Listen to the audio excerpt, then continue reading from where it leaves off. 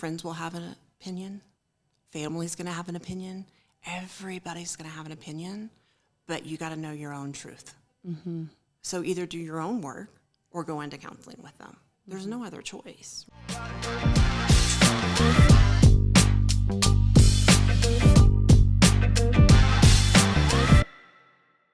Hey guys, it's Mindy Linscomb, your host, and welcome back to the Something New show where we want to learn how to live a life worth celebrating. And today, as a special guest in my studio, all the way from Texas, we have Amy Wine with us, and I want to tell you about her. She is a faith-led wife, mom, and professional counselor turned personal growth and business strategist. She was put on this planet to help ambitious leaders know and love who they are without sacrificing the lives that they've built for themselves and their families. I love that you are a lifelong learner with psychology and counseling degrees from an array of esteemed institutions, including a master's degree in counseling from Houston Graduate School of Theology. You're also a licensed professional counselor, supervisor, as well as licensed marriage and family therapist and supervisor there too. I mean, you're also in continuing education. Yes. Tell us about that. What are you studying right now? I'm currently getting my doctorate in professional counseling. Which is amazing. I mean, I can only imagine just you already know so much. You've already been doing this for so many years that I'm curious, Amy, tell me how you got into this. Well, I didn't ever think this was what I was going to do. I thought I was a teacher. And I remember all my childhood always wanting to be a teacher. And I finally did it. I'm a late bloomer. Like I flunked out of college my first year, and then I just didn't go for a while. And then I had some babies and kept going at night. Like I didn't get into this until 40s. Wow. Early 40s. Which should give somebody hope today that's listening and saying, I still don't know what I want to do. Well, guess what? You are so successful in your career, and you didn't start officially dialed in on it until your early 40s. Correct. Amazing. Yeah, I'm just like, well, I'm a late bloomer. It takes me a while to get to where I need to be. Yeah. I ended up teaching, and it was really good because I was teaching in the neighborhood school, and my kids would go to school with me, and they'd come home with me, so I still could be that stay-at-home mom, but kind of have something for me. Mm-hmm. I've always been the mom that wanted to work, and I love my kids, but I'm not the stay-at-home. Like, I need something of substance to feed me, and it was great when they were small, but as they started getting older, I was like, So I decided to move out. It was a really only a God thing because I decided I didn't want to teach at their school anymore. I was going to go outside the neighborhood like a mile. It was like, big thing. And mine were starting to go into junior high. So I taught at the schools a mile from my house. It ended up being a crazy year. But I had doctors' kids next to homeless kids. And I was like, I love this, but I just want to talk to your kids. And I had some twins that dad was in a mental hospital in the prison. And he had gotten out, come to school, tried to take him. And I'm like, hiding him under the desk. Like, this was a whole thing. And somewhere in that year, I thought, I just want to talk to your kids. I don't want to teach them to read. I'm like, this isn't a good teacher. And I had already looked at going to grad school to get a counseling degree. And I walked out of that grad school the day I got this job. I walked out, the phone rang, it was the school district offering me this job. If that had not happened, and I felt like God was moving me there, and I think he was for a year. At the end of the year, this is when I started thinking, like February, March, like, I just want to talk to your kids. I don't want to teach them to read. I had ended up becoming the teacher that was going for all the trouble kid. I was the reward from every class around me, first, second, third. I was in third grade at the time. I was the reward at the end of the day. If they could behave, they got to come sit with me for bus. I'm like, what is happening? Or I'd get pulled out to go get the autistic kid out from under the thing. And you're like, I got to pay attention to this. Yeah, I was like, I just have a gift with this. The naughtier, the better. Let's go. Because I wasn't a naughty kid, but I was the abused kid. And school was my life. So when teachers start having a countdown at the end of the year, that really hit me. Because I was like, I wasn't the kid that wanted to go home for summer. And please don't ask me to come to school and tell you what my summer was like in a paper. Like, I hated that. And as this went on, I found out it was time to renew contracts. And I didn't know what to do. And I found out that they were going to lose one teacher based on numbers. And it's usually the last person in the door, and it wasn't me. It was a single mom. And I knew instantly, I got chills. I knew instantly in that moment, it had to be her that stayed and me go. So I went back home. I told my husband, hey, I'm not going to keep teaching. He's like, but you just went back full time. Yeah, like, wait, what? Yeah, and I was like, I know, so, but I'm going to go to grad school. So I started grad school the last day of school. And that's kind of how I did it. But the funniest story is this.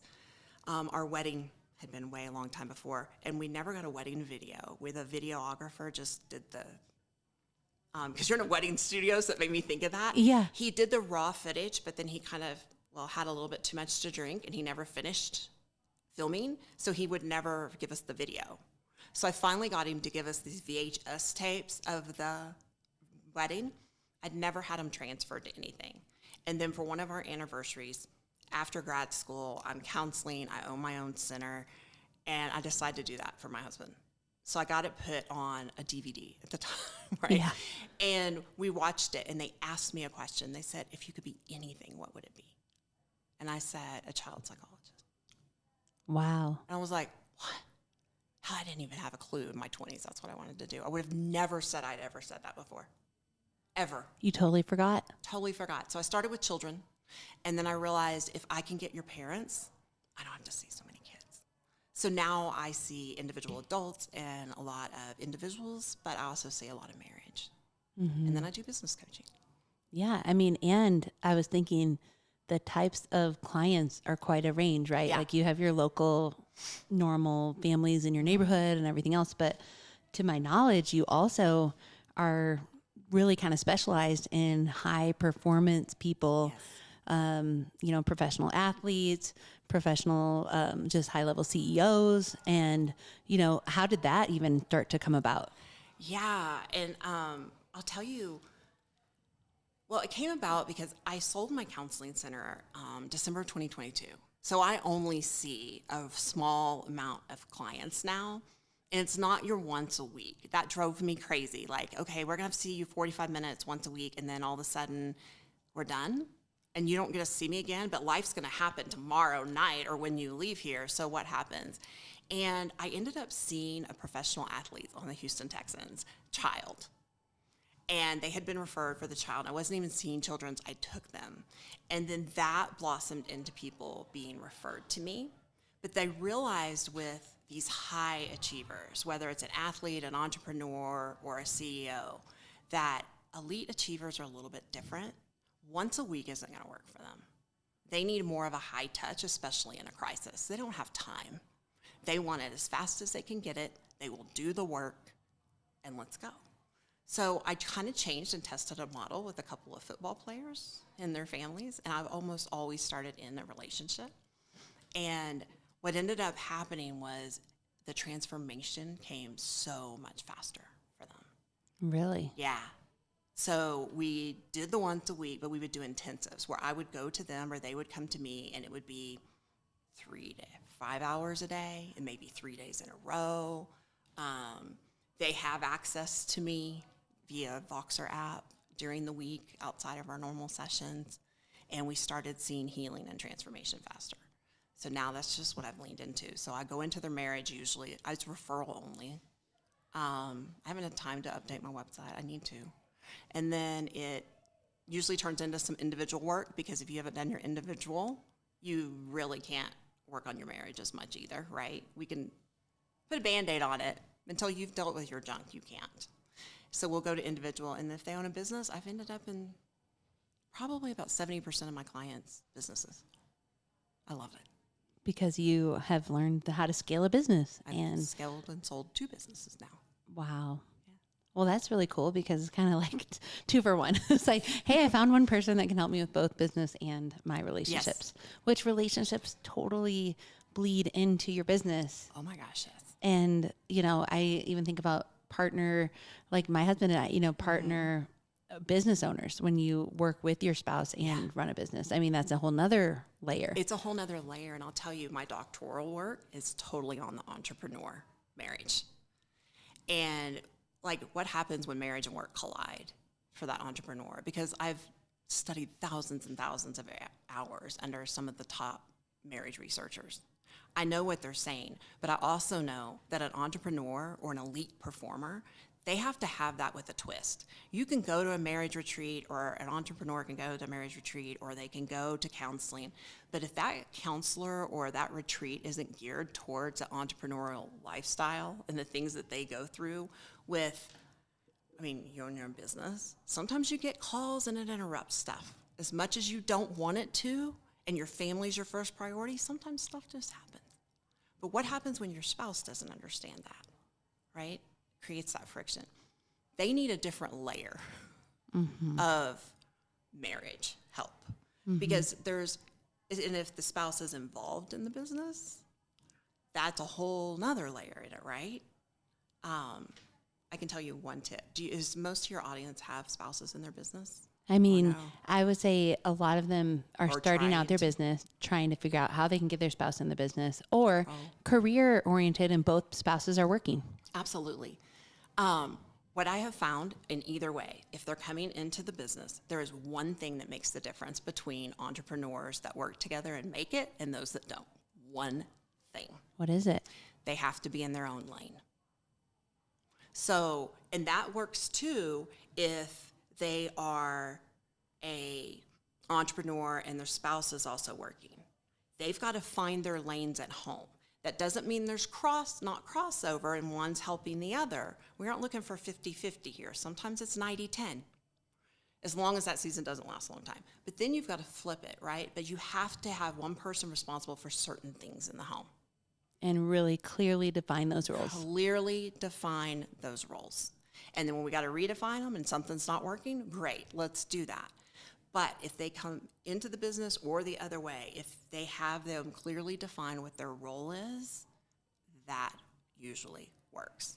It doesn't matter if there's a tiny bit of crossover and one has to report to the other and there has to be something there, but whoever owns the business is in the boss, so to speak. If their spouse is in the business, letting them work in their own lane, make decisions in their own lane, and not overriding them all the time, right? Like knowing where your limits are of letting go and trusting that they're going to do what they're supposed to do. What do you, I mean, in the thousands and thousands of hours that you've counseled couples, what do you feel like is kind of the most common breakdown? It's like, what is that most common thing that you see couples are dealing with? Not knowing whose junk is whose. So I just break it down as I try to be real talk. Like I can take it down into like a bunch of big words. But when you know what your junk is, and a lot of times our spouse comes to us with their own junk and their own healing and their own trauma and their own fear and their own shame and their own whatever that is. Yeah. And we sometimes as spouses, because especially if you're living and working together, we feel their stuff. So it can get confused, right? And we can get upset and frustrated with our spouse and totally blame them for whatever it is that we think is their fault. But really, we've got to stop and think, what's underneath that? Because underneath fear or underneath anger is fear or anxiety, right? It's never anger. That's just the symptom, frustration.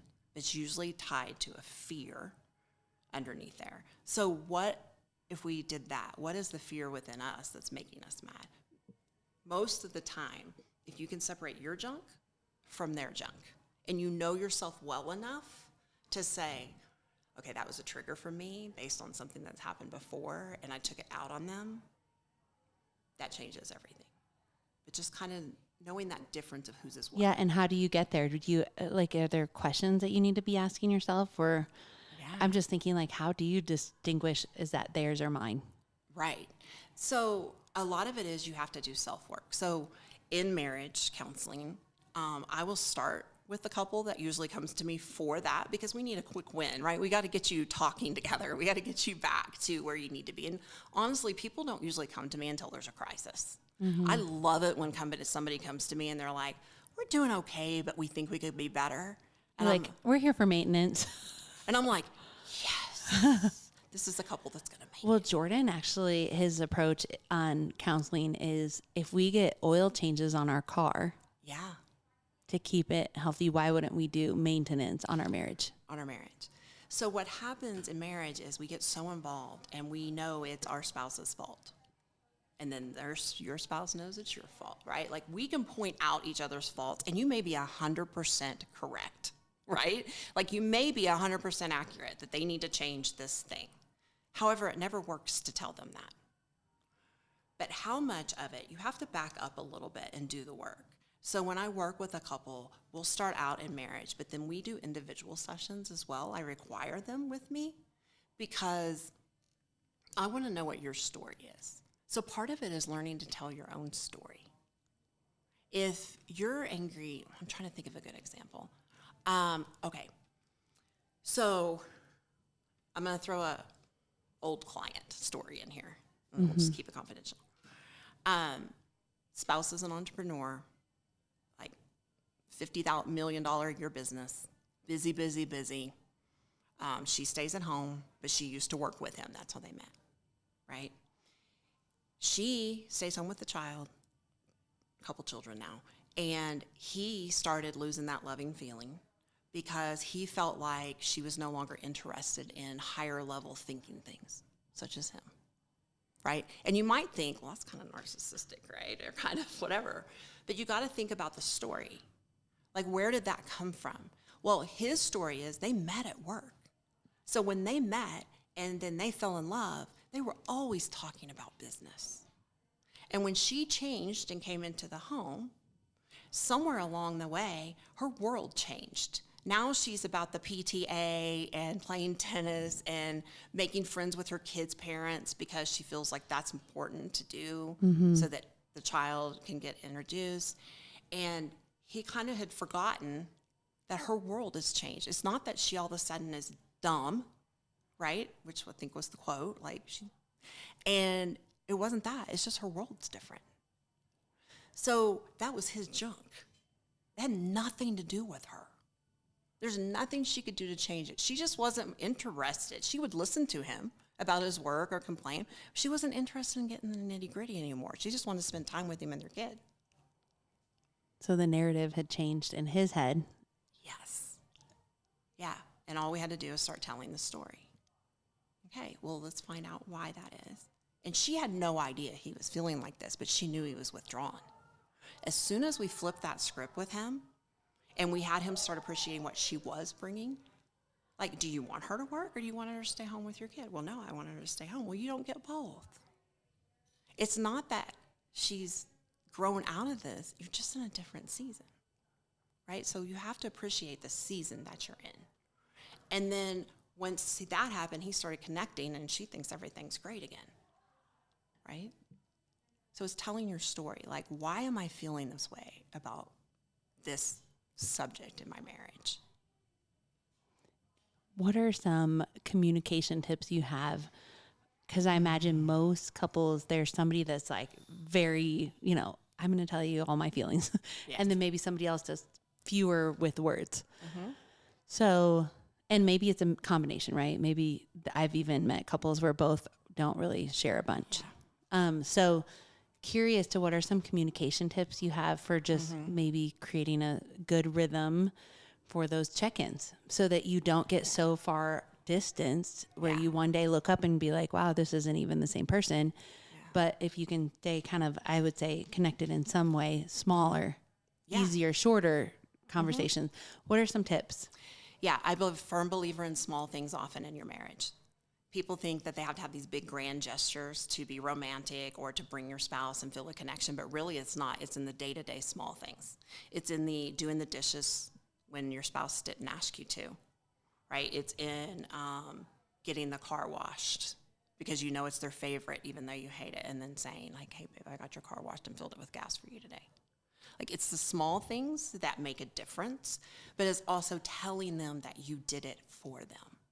A lot of times, this is one of the communication, people will not tell them. They'll do things, but then they will just expect them to know they did it. And sometimes it's obvious, but other times they just miss it in the busy of life, right? So if they're not getting that feedback of, oh my gosh, you did that for me, tell them. It's okay to say, hey, I did this for you. Well, and I'm thinking in a way that's not arrogant. Yes. Not like I did that for you as like a scorekeeper. No. You know, like I did this, I did this, I did this. No. Like it can't be like that. It's got to be like, hey, I thought of you today. And I just wanted to take this off your plate. Yeah. If you're scorekeeping, that's another problem. And then another way of communication, and this is marriage therapy 101, and this is where people will have some success and they'll stop. So I want to add on to it. But it's almost, you can fill in the blank. So if you have trouble communicating, and this is something I had to even learn with my husband, because I'm probably, well, there's no probably about it. He's very quiet sometimes, emotionally wise, right? He can be a little standoffish, emotionally unavailable, and he knows I say that. So, yeah. But he can be, but I'm all about let's talk about our emotions. So I have to back up a little bit and take my 3 paragraphs down to 6 sentences. And that's something I've had to learn, and I've taught couples this. So when you have one that's really wordy, it's like, because he will get flooded. We'll talk about that. But here's the sentence. You know the sentence in marriage therapy, and they'll say, you use the I word, don't use the word you. There's very much proof and research in that. I feel blank. What is your emotion? About blank. What had happened, right? I feel frustrated that I asked to have the plumber called and it didn't happen today, right? So you're not putting the word you in. And when you learn to do that part, it changes everything because you're not accusing. It's very hard to be defensive or be critical of someone that's not saying, you didn't call the plumber today and I've asked you 3 times. See the difference? Guilty. Yeah, right? Guilty. Right? Like there's a difference. Yeah. Because now you're talking about how you feel, not what they did, not how they didn't perform, because totally it's their fault they didn't call the plumber, right? Right. But you're not saying how horrible of a person they are for not doing that. Well, and this is a great sentence for even managers and leaders. Yes. So almost everything I teach communication and marriage can be taught in the business. So the next part of this is people will literally learn that skill, practice it for a couple of weeks, and think their marriage is transformed, and they'll leave, and I'll be like, oh, they'll be back because I didn't learn the next part. And this isn't usually taught. So it's I feel blank, your emotion about blank, the subject, because now we're telling them a little bit about the story. The why. The why, right? Because I feel frustrated that the plumber wasn't called because it feels like I'm not being taken care of right now. And when I was a kid, I was not taken care of, right? Wow, you have to be really in touch with yourself. You have to be. So that's where the next part comes in. So because of this, and then there's a 4th part to this, and I need blank. Right? And it doesn't have to all be that. It could be as simple as I'm frustrated the plumber wasn't called because it feels like it's all being put back on me. And I need this to happen by tomorrow at 2 and receive a text that it's done. It's going to be a good day. Okay? 3, 2, 1. It's showtime! It's no secret by now that Something New is a special place where we believe life is worth celebrating. We come here every day to make sure people feel loved, welcomed, and brought into an experience of a lifetime. You'll see friendly faces, gorgeous gowns, a well-lit showroom to highlight everyone's natural beauty, and strangers becoming friends. It's a wonderful thing to shop somewhere that listens to you and makes you feel like you're the only one that matters in this most beautiful moment of your life. We'd love to have you and your friends find your dress and become a part of the Something New family. It can be as simple as that. Changes everything, right? Because now you start deciding, instead of accusing, we have to start figuring out, why are we upset about this? Because it's not usually the story that you're upset about, right? Mm-hmm. So John and I have had a fight over a can of green beans about 8 times in our marriage. It's the stupidest thing. Green beans. It doesn't matter the brand, the can, the non-can. Like, we can fight over green beans, but it's never the green beans. So in counseling, I'm looking at what are you telling me underneath here? There's a common denominator of what you feel and they feel. If you can start looking for that, and it's usually the easiest thing for people to do is to tell the story. Do you find that this is like the most common problem, or like maybe one of the top 3 is communication? Oh, for sure. Where there's just, they don't have the tools to communicate like, hey, this is what's really going on. Yeah. And then it blows up and you have the smoke screens and you can't move past it. You don't have the tools to do it, and a lot of people are scared to do it. So the couple I was talking about earlier, where the husband thought that she just kind of wasn't as smart as she used to be just because she won't talk about it, right? One of her parts is she doesn't tell him what she needs. And her story starts back to childhood, where she did not get to have a voice in their house. The parents fought a lot, and they were to be seen and not heard. So now when something upsets her or conflict, it extremely drives up anxiety, where to the point she won't tell him. She'll be like, I can get over it. Or she doesn't get over it, and we do the stuff and blow, right? We stuff things down because we don't want to share. We're scared of a response, and then all of a sudden we blow up in anger. Wow. Yeah. And then they're in your office because now we're in a crisis. Yeah. But these are all skills. What I love about this is these are all skills people can learn. Yeah. Right? And then it's also learning the differences between the personalities. But it's all, if you can put it with the story and ask your spouse. You can even ask your spouse. If they're not very wordy, I'll go to John and I'll be like, tell me about another time you felt like this. And he can usually spit one out. And I learned so much. And it's like, oh, I didn't know that. Now I know why when you come home and the dishes are in the sink and I say I'm going to do them once a day, it really drives you crazy. And I'm like, leave them. I just not leaving them for you. I'll do them once a day. He's like, I don't want to come home and see that. And I'm like, well, then do it yourself. Yeah. And then he does, and he gets frustrated with me. And I'm like, but I'm not leaving them for you. So until he told me the story behind why he didn't want to see them in the sink, and it was a story where his parents fought over that exact same thing all the time. So for him, it was a trigger to walk in that reminded him of that every single day. Wow. Now I'm like, well, I could do them before you get home. So let's talk to like more serious. Okay, so I know communication can be like 101. Yeah. So you have the tools in place, life's going good, but then crisis does happen. Always. You know, so I'm sure you see infidelity in your office. I'm sure you see different goals as you grow. Sometimes one spouse grows, one spouse doesn't. Oh, yeah. I've done entire podcasts on one spouse growing where the other one doesn't. Okay, and where can they listen to that? Couch Time with Amy Wine. Okay, Couch Time with Amy Wine. I don't know the numbers, but it's in the last 15. So that's a good podcast to circle back to, is if one spouse is growing and one is stagnant, stuck, how do you work that out? So we won't unpack that because they can go listen to your podcast. Yes.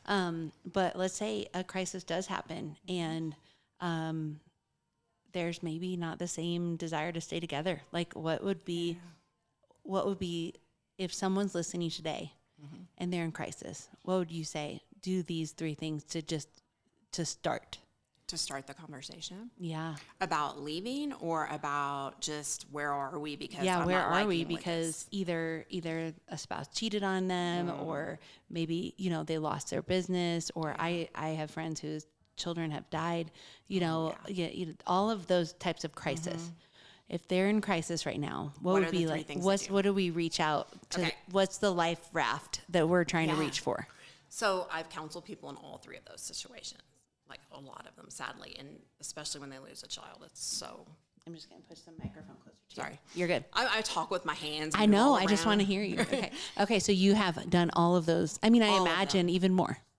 Yes. And especially when they lose a child, that's a whole nother one. The number one thing is when they are struggling is to put themselves in counseling. You can ask your spouse to go with you, but usually you need to get dealing with your junk first and seeing if that can overcome it. And then even if you weren't the spouse that cheated, or you're not the one that lost their business, or if we're talking about betrayal, Infidelity, that's totally different. With infidelity, you both need to come in together if you're willing to work on it, or even to decide if you're willing to work on it, right? Yeah. And I'll tell you why. A fair recovery is a very step-by-step process.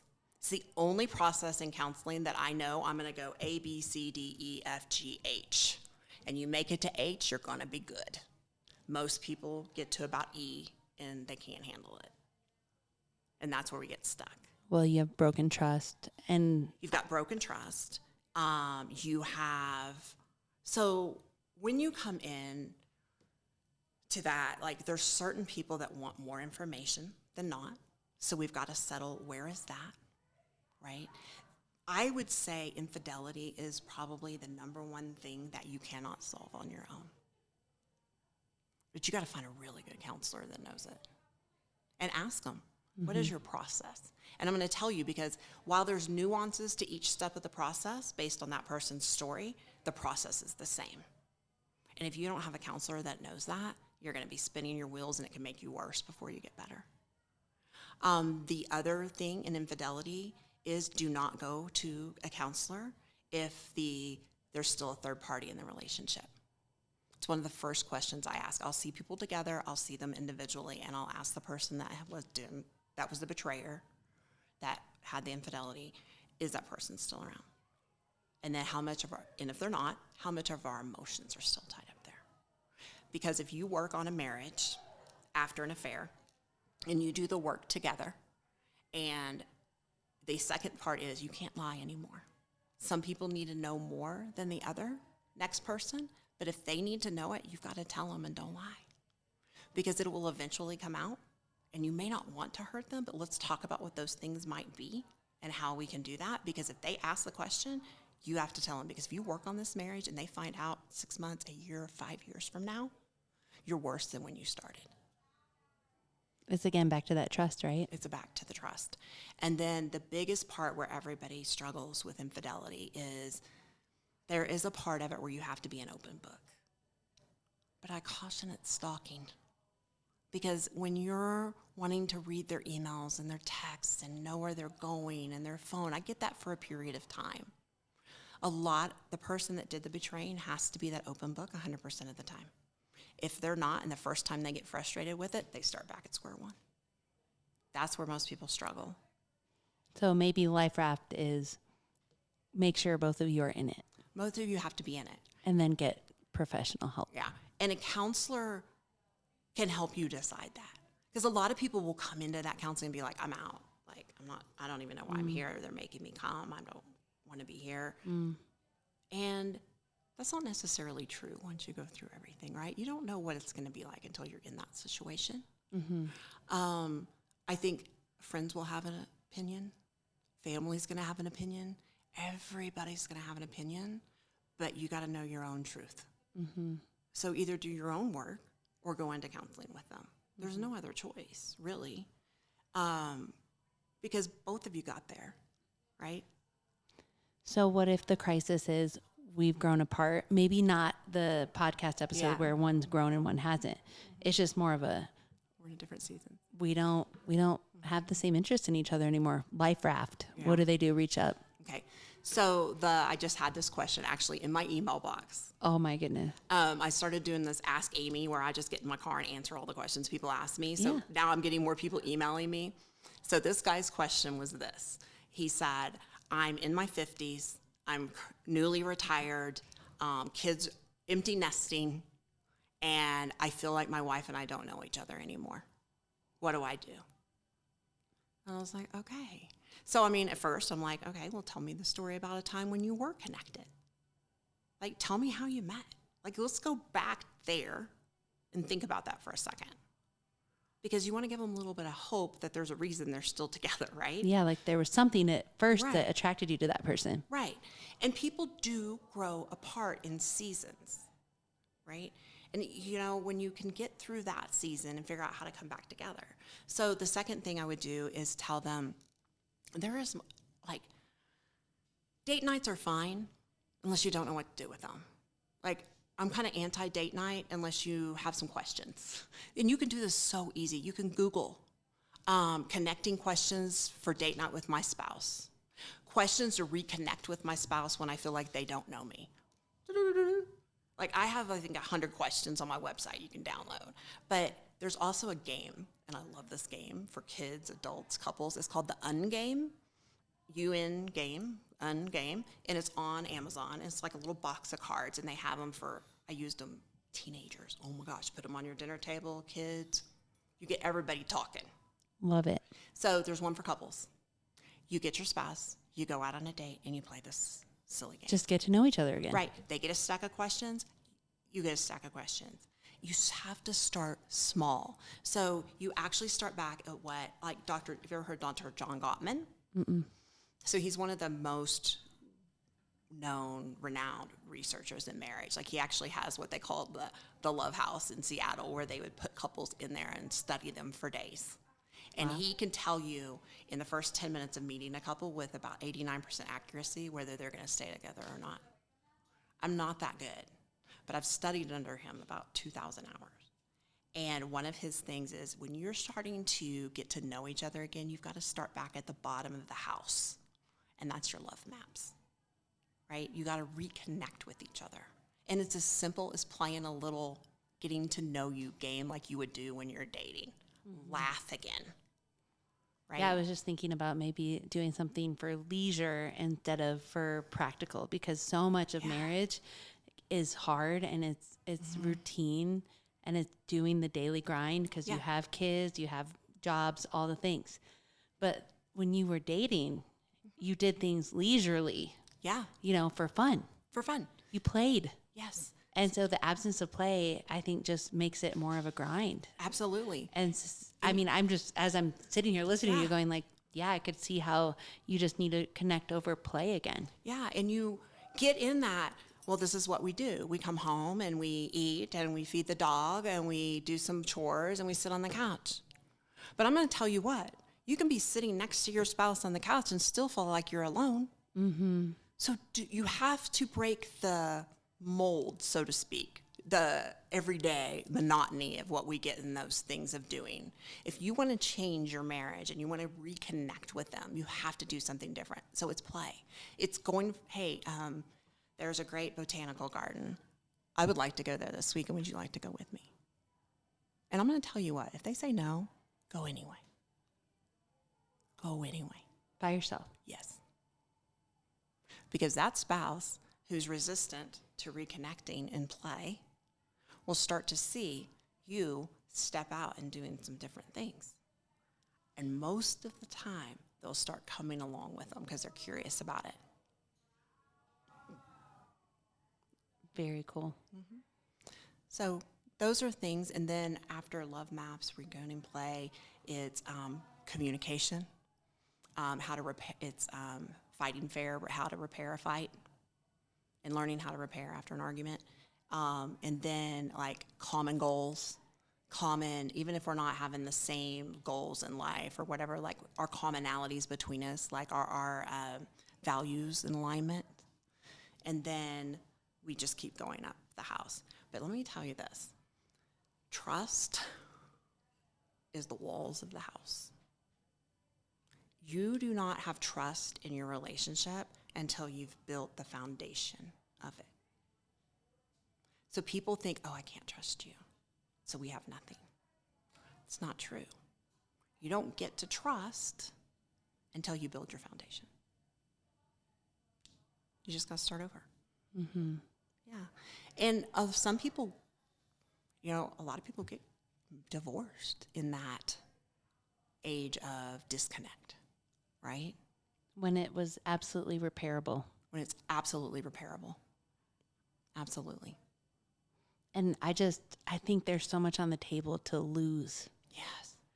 You know, as hard as it can be, I don't want people to give up. Because I'm like, there's so much that, even though it might seem greener, I think that's like one of my biggest frustrations with people. It's just always feeling like, whether that's the career that's always greener, the friendship that's greener, the spouse that's green, whatever it is. I think that's such a misconception and a distraction from actually the beautiful thing that can come from working things out and maybe working that job kink out and figuring out, oh, maybe this career could be really great. I just have to get through this hard season or communication with a coworker or whatever it is. And it's so much easier for people, Amy, to just quit on the relationship, whether that be work, friend, spouse, whoever, versus like sticking it out. And like the delayed gratification effect is just something that I really feel passionate about because I'm like, it's not going to be greener. No. There's going to be issues with the other job, with the other relationship, with the other spouse. And now you've brought their stuff to the table too. Mm-hmm. And I just, sometimes I'm like, if it's worth keeping, it's worth fighting for. Yeah. And honestly, that's so funny you said that because it's something I say to almost every couple I'm working with that thinks about leaving is, well, you could do that, but the grass isn't greener. You could go there and it might look appealing right now, but there's going to be a set of problems. There's just going to be a different set of problems. So would you like to go figure out the unknown set of problems that you may get over there and go, oh, this is so much worse than I'm having right now? Yeah. Because people are looking for a stress-free, non-problem relationship. And that is just not the world we live in. Mm-hmm. You're going to have conflict. It's how you handle the conflict. And if you're looking for something somewhere else, that's usually something within yourself you need to find and not your spouse, right? And there's ways of filling yourself up without expecting your spouse to do that for you so that you can come to them and start pulling them back to you again. Because it's just a different set of problems. Which one do you want? Which one? Which one? So good. Man, I could keep talking to you all day. All day. All day, Amy Wine. All day. So, okay, if people want to find you, where can they find you? What's the best place to stay in touch with you? AmyWine.com or Instagram, Facebook at AmyWineCo, C-O. C-O. Okay, got it. And let's have your favorite drink before we wrap up here. Okay. So we even have a bottle opener. So I'm going to let you go first. What are we drinking today, Amy? We are drinking Topo Chico Lime. Because I'm just kind of a water drinker, but this is when I want to feel fancy. And, a lot of people don't know what Topo Chico is because I wasn't sure if you'd have that here. Like, it's a Texas type thing, I thought. Yeah. They don't have it in Ohio. When we go up there to our house up there, I can't even get this open. Okay. I should have more experience. Okay, good job. Good job. Well, it's not every day that we're using a wine opener or bottle opener on the show. Or spilling here. it all over your It's desk. Okay. It's all good. I'm going to struggle too. I'm a hot mess. I made it. I did it. Okay, so we're going to cheers. Let's see here. Twist of lime. Okay, cheers. Yes. So glad you're here. It's so good. I am too. Delicious. Delicious. It is. I love sparkling water, so any kind of sparkling water, I'm game. Well, I just think this is so good. More than anything, I really hope our listeners hear both of us encourage maintenance counseling from a good counselor. Yes. And could we end with you telling us, how do you find a good counselor? It's hard. And I can say this because I've hired them before and I've interviewed, I don't even know how many hundreds of counselors. Yeah. And I would hire less than 2% of the people I've interviewed. Wow. And it's something I'm pretty vocal about is that the counselors, one, deal with their own junk, and two, they do their work, right? Of not putting a couple in the room that you don't know how to handle, and you refer out. So how do you find them? You can Google. Your best thing is ask a friend, but most people don't want to open up about that. So we find them online. You're going to want to look online. Ratings online can be, counselors are not allowed by law to respond to any type of client or a review or a rating. So even if we got an amazing rating, we can't say thank you. We cannot acknowledge it, right? So reviews like on Google, Yelp, and if you were to have a counselor that had a couple of like, that wasn't good. Like, do your own work because sometimes people in the counseling realm, they don't have their own stuff figured out. So don't just go by reviews unless there's just like a ton of them and they're like out there. That's one, is Googling it and getting a feel for them. Look at their website, watch them on social media, right? A lot of counselors won't put themselves out there like I do, but kind of get a feel for them, call them, set up an appointment. Some do Like, There's going to be some counselors that don't like me after I say this. Some people will do 10, 15-minute call sessions for free. Don't go to them because they're not busy enough to not do that. I'm sorry, I'm just going to say it. okay. I don't like it. Because if that counselor is busy enough, they don't have time to do free sessions. So find one you like and go do an introductory session. You're going to know. And if they can't meet for 30 days, that's not a bad thing. That's not a bad thing. Not a bad thing at all. And what happens is people are in crisis when they want to go to counseling, and they make that crisis call and they think they need it now. If that counselor wants to see you same day and they tell you they can, even though that's what you want, don't go to that counselor. Because good counselors know you're in crisis and we're not going to get anything accomplished and you're wasting your money, right? We'll push you 48 hours and try to get you in if we can. But if you have to wait a couple weeks or 30 days, that's not a bad thing. You want to go and meet with them. And even if your friend told you and I said, hey, Mindy, I think you should go over here. She's a really good counselor. Not everybody fits with every counselor, right? So go. And if you feel off in any way, they're not right for you. Mm-hmm. Do not be afraid to say that. We had a rule, the counseling center, and we have about 40 counselors when I sold the business. So we were seeing several thousand people a week. And our rule of thumb was this. We taught our admin how to place counselors. If they came to us and were like, we don't know who to see, great, tell me a little bit about your problem, a couple sentences, and our admin was a genius at knowing who was good at what. Because people specialize in certain things. Mm-hmm. You want to find somebody that specializes in what you need. Yeah. And then if they're not a fit and you get in and after 1 or 2 sessions, you come and you say, behind the scenes, the admin or me, they had my direct email, hey, I just don't think they're a good fit. I will pay for you to try someone else in our office. No harm or feelings. I think people get afraid to hurt the counselor's feelings, and it's not about us. And if the counselor makes it about them, don't go. Good. That's good advice. Yeah. Okay, well, thank you for all of your wisdom today. This was like, we could make this 2, 3, 4 episodes, Yeah. but I want to go back and listen to the other one. Not that I'm personally dealing with it, but I have a lot of entrepreneurs that I know and they're growing and their spouse is not. So I'm going to check out your podcast and it's called Couch Time with Amy Wine. I think that's amazing. You probably have so much wisdom on that podcast, so people should check it out. But if you guys enjoyed today's episode, please like it and share it with your friends. Make some comments. You can even ask questions because I'm friends with Amy. We're in a mastermind together and I can ask her those questions if you want to drop them in the chat. But we are so glad you guys joined us today as we learn how to make these relationships really worthwhile and worth celebrating. We'll see you next time. Thanks for joining us. Bye. Thanks for listening. Be sure to subscribe to the show, rate, review, and share with a friend. Also, follow The Something New Show on Instagram and Facebook. If you want a fuller experience, watch the show on YouTube to help you create a life worth celebrating.